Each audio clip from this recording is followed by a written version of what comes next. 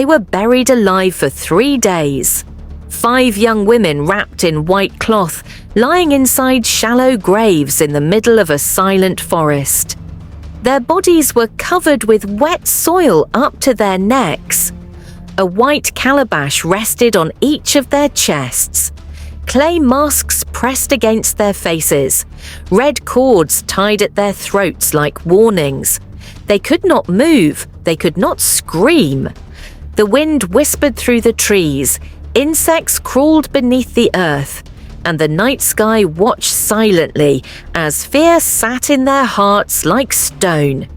In the darkness, they heard sounds they could not explain, slow footsteps circling them, faint murmurs like voices arguing, and sometimes a low humming that felt like it was coming from inside the soil itself.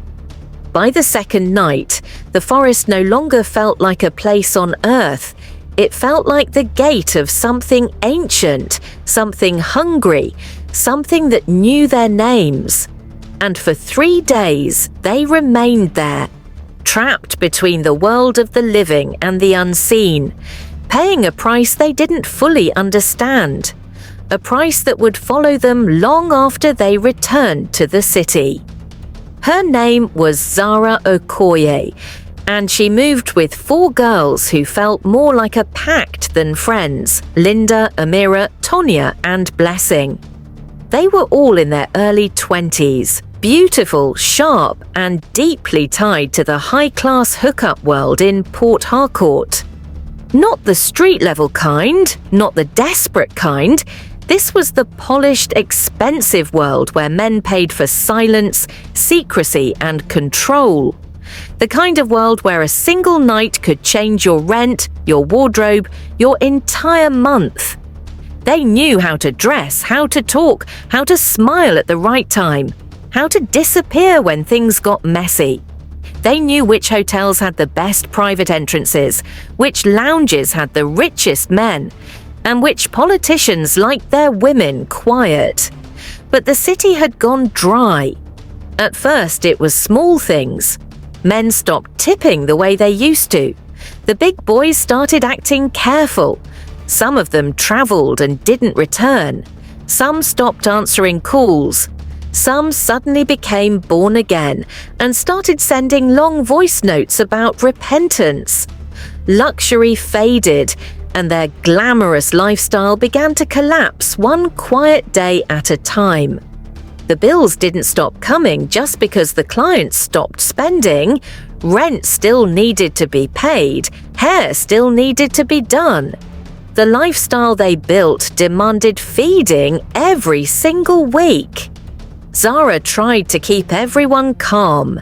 She was the one with the most sense, the one who always said, "Let's not panic, something will happen." Linda was more aggressive. She hated being broke. She hated hearing the word manage. Amira was quiet but proud, the kind of girl who would rather suffer in silence than beg. Tonia was the playful one, always joking, always making everything feel light. But deep down, she was scared of returning to the life she ran from. And Blessing. Blessing was the one who kept saying, "We cannot go back to nothing. We cannot go back to suffering. We cannot go back to being invisible." Then one night at a rooftop party in GRA, everything changed. The party was one of those exclusive ones, where the security looked like soldiers, and the cars outside were worth more than some people's houses. Zara and the girls arrived dressed like they still had money, even though they were struggling. They walked in like queens, like nothing was wrong, like their lives weren't falling apart behind the makeup. That was when they saw her, Mirabel, a once broke girl who used to borrow money for transport fare, who used to wear faded wigs and beg people for connections. Mirabel arrived in a sparkling Lexus, stepping out like she owned the night. Her skin was glowing, her hair was sleek, her perfume filled the air before she even spoke. She laughed easily. She moved like someone who had no fear of tomorrow. Men stood up when she walked in. Women stared. Even the DJ shouted her name like she was a celebrity. Zara's heart dropped because 2 years ago, Mirabel was nothing like this. Something had changed. The girls watched her the whole night, the way men surrounded her, the way money moved around her, the way she never even tried too hard. It was like she carried something invisible that pulled people toward her. Linda leaned close and whispered, "This is not normal." Amira nodded slowly, eyes narrowed. Tonia tried to laugh it off, but her voice cracked. Blessing just kept staring like she was watching a miracle. After the party, they cornered Mirabel. At first, she lied. She said she started doing business. She said she met a rich man. She said she just got lucky. But the girls didn't leave her alone. They called her every day. They begged. They pressured. They accused. They even threatened to expose her old life. Finally, Mirabel broke. She told them the truth. She said she had gone to a spiritual guide hidden deep in a remote village near Ondo State. A man people whispered about quietly. A man known for unlocking feminine attraction energy, making men drawn to women beyond reason. Mirabel said it wasn't like the scary rituals people talked about. No animal sacrifices, no blood, no killing.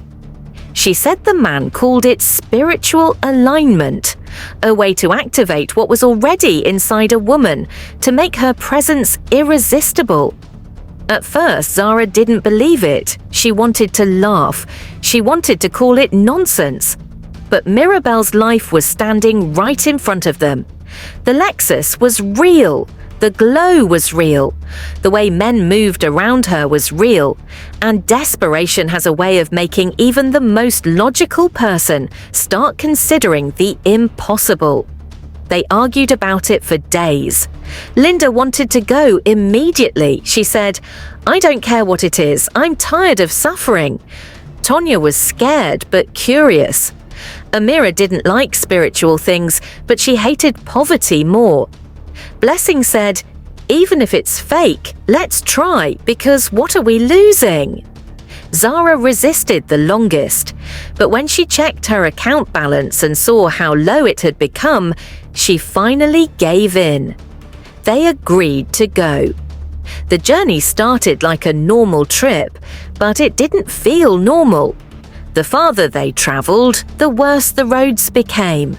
Their network disappeared. The sky looked heavier. The air felt thick. Even their jokes started dying. They passed villages where people stared too long, the kind of stare that made you feel like they knew something about you.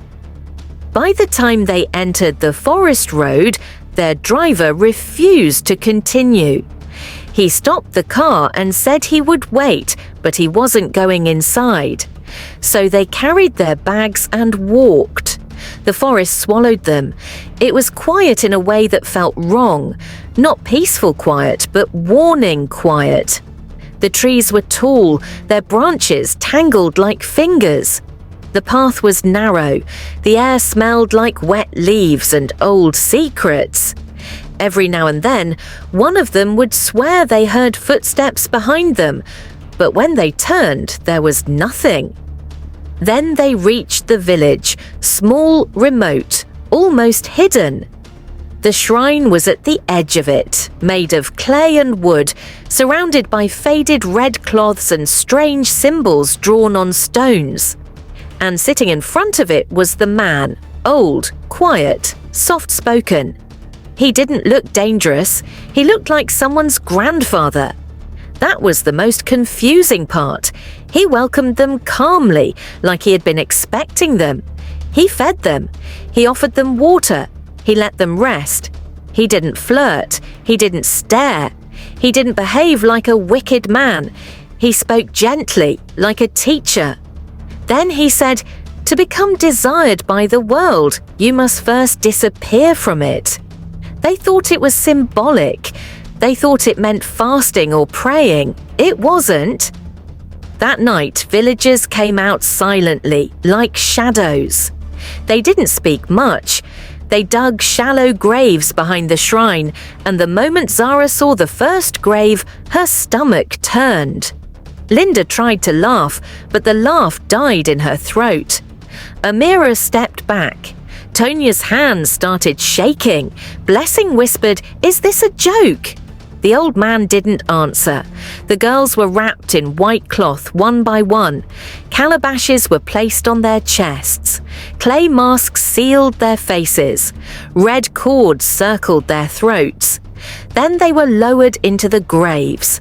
Soil was poured around them slowly, carefully, until it reached their necks. And then the villagers walked away, just like that.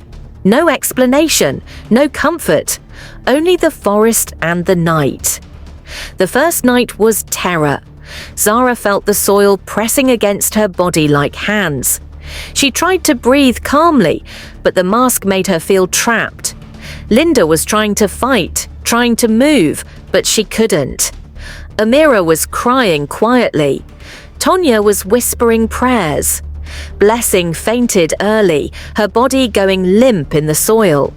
As the hours passed, the forest became alive with sounds, owls calling, leaves shifting, something crawling beneath the ground, brushing against their legs. Zara felt it and almost screamed, but the mask swallowed her voice. At one point, she heard a woman's voice humming softly, like a lullaby, but there was no woman there. Linda heard it too. She whispered, "Who is that?" No one answered. The second day brought rain. Cold soaked into their bones. Their lips turned pale. Their eyes became heavy. Ants crawled onto Amira's neck, biting until her skin swelled. Tonia started shaking uncontrollably. Blessing fainted again. Zara's mind started playing tricks. She began seeing things in the corner of her vision, shadows bending, shapes moving. By the third day, time didn't feel real. Hunger became pain. Pain became numbness. They didn't even have strength to fear properly anymore. Drops of water were poured into their mouths just enough to keep them alive. And in the middle of that suffering, something happened that none of them could explain. For a moment, the forest went completely silent. No insects, no wind, nothing. Then Zara heard a whisper close to her ear, even though she couldn't turn her head. It said her name. Not loudly, softly, like someone who had always known her. She wanted to cry. She wanted to scream, but she couldn't. She just lay there, buried alive for 3 days. On the final night, they were dug out. Their bodies were weak. Their legs couldn't hold them. They were shaking so hard their teeth were clicking. They were carried into the shrine like newborn babies, helpless and broken. Inside, the old man stood before them and said, "From today, men will not resist you. Wealth will follow you like breath. But obey these laws. Never touch a man's blood. Never enter a house where a child has died. Never speak of this to anyone who mocks the unseen." They agreed quickly because at that point they would have agreed to anything just to go home. They left the village, and before they even reached Port Harcourt, things began to change. It started small. Men stared longer. People offered them help without them asking. A man at a fuel station paid for their fuel and said, "I don't know why, but I just want to." They looked at each other in the car and felt chills.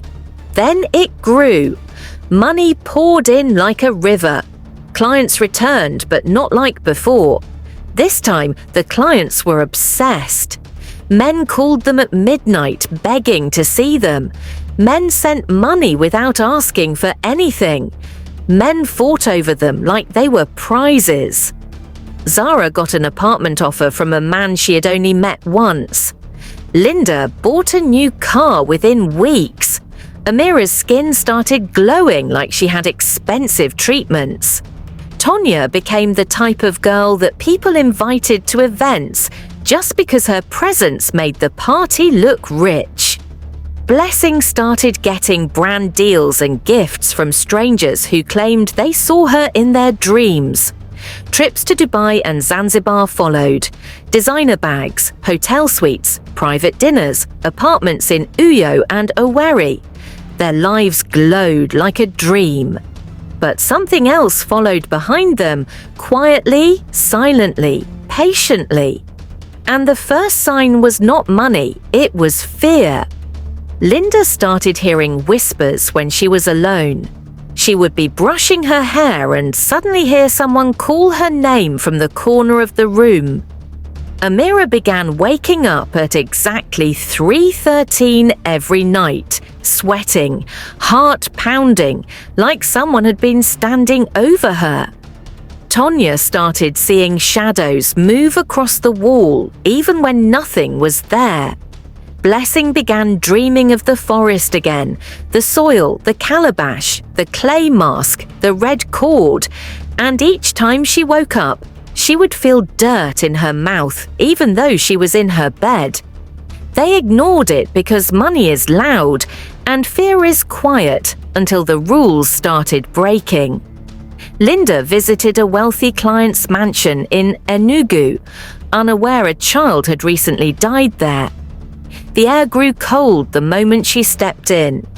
It wasn't the normal cold of air conditioning, it was the kind of cold that makes your bones feel like glass. She tried to smile, tried to act normal, but her hands were shaking. She went to the bathroom to splash water on her face, and that was when she saw it. A small wet footprint on the floor, tiny like a child's foot. She froze. She looked behind her. No one. Then the mirror fogged up by itself, and words appeared like someone wrote them with a finger. "Why are you here?" Linda screamed. The sound didn't even feel like her own voice. She stumbled backward, hit the wall, and collapsed. They found her shaking on the bathroom floor, eyes rolled back. For 3 days, she spoke in a strange voice that wasn't hers. She called herself names that weren't Linda. She spoke languages none of them understood. When she finally returned to herself, she whispered, "A small boy in white sat on my chest all night." After that, Linda was never the same. Even when she laughed, her laughter sounded forced. Even when she dressed up, she looked like someone hiding bruises under makeup. She started sleeping with the lights on. She stopped going to mansions. She stopped entering houses that felt too quiet. Then came Amira's own downfall. One night in Asaba, during dinner, Amira accidentally cut her finger. A single drop of blood touched her client's shirt. She froze immediately. Her eyes widened. Her heart stopped for 1 second. The man laughed and said it was nothing. He wiped it off like it didn't matter. But Amira knew it mattered. That same night, the man dreamed of her standing beside his bed, smiling, her face half covered in clay like the mask from the forest. He woke up screaming. By morning, he was found dead in his car. No wounds, no explanation. Amira was arrested. News spread fast. People started whispering that she was a witch.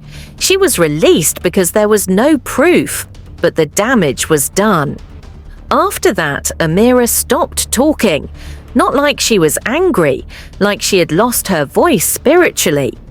Her eyes became hollow, like someone who had seen beyond this world and couldn't return fully. Then Tonia broke the worst rule. She told her boyfriend everything. She thought he loved her enough to understand. She thought he would protect her, but he laughed. He mocked it. He said she was dramatic. He said she was lying. He said she was mad. That night, Tonia cried until her eyes were swollen. She begged him to stop laughing. She begged him to take it seriously. But he kept mocking. Before sunrise, he was running through the street naked, screaming her name, scratching his body like insects were inside his skin. People held him down. He kept shouting, "She buried me, she buried me, she buried me." He was taken to the hospital. He never recovered. And that was when the girls understood this thing was not a joke. Blessing's own punishment came quietly, like poison. Her dreams turned into graves, night after night, the soil, the burial, the same forest. She began waking up with scratches on her legs like someone dragged her. One morning she woke up and her legs refused to move. She screamed. She cried. She tried to stand. Nothing. Doctors called it a bone condition. They said it could be stress, it could be nerve damage, it could be anything. The others knew better. Zara tried to hold everyone together. She obeyed every rule. She didn't play with blood. She avoided strange houses. She stayed quiet. She didn't brag. She didn't mock anything. Yet darkness still found her. At night, footsteps echoed through her apartment in Calabar. Doors slammed on their own. Her reflection stayed still, but her shadow moved. One time she was brushing her teeth and saw her shadow lift its hand, even though she didn't move. She dropped the toothbrush and ran out. Another night, she woke up and saw a small handprint on her bathroom mirror. The handprint was tiny, like a child's hand, but she lived alone. They tried to return to the village. They needed answers. They needed a reversal. They needed to undo it.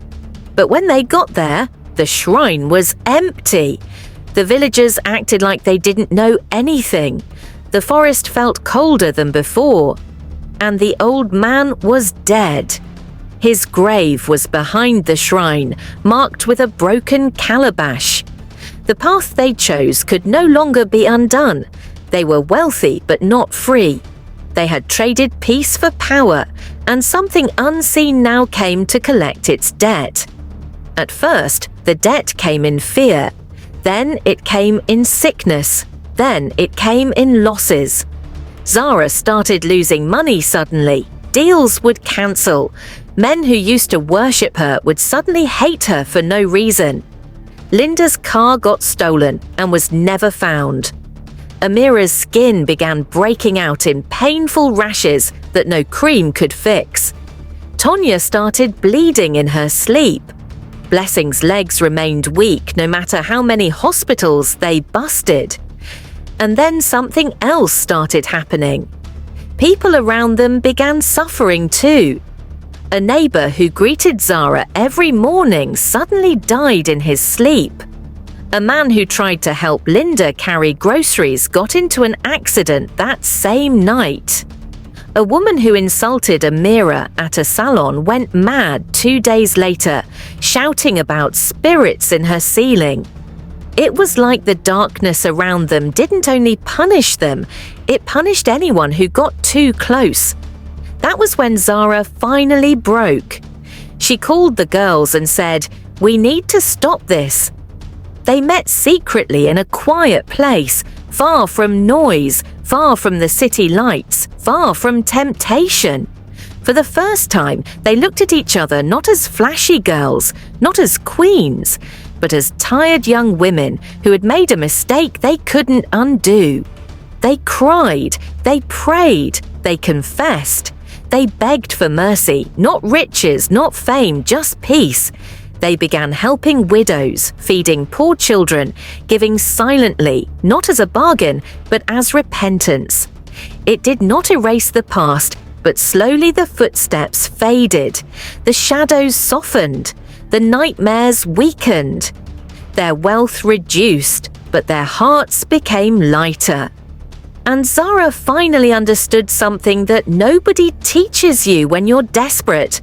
Some shortcuts are not shortcuts, some blessings are traps, and some doors should never be opened even when life becomes desperate. They chose peace over power, over money, over darkness. And they walked away from the life that almost destroyed them. Desperation can blind a person. Not every opportunity is from light. Anything that demands your peace, your soul, or your humanity in exchange for success is not a blessing, it is bondage. True success is not what attracts the world to you. It is what allows you to sleep at night without fear. And if you enjoyed this story and you made it to the end, please don't forget to like this video, subscribe to my channel for more deep and powerful stories like this, and comment down below peace over power.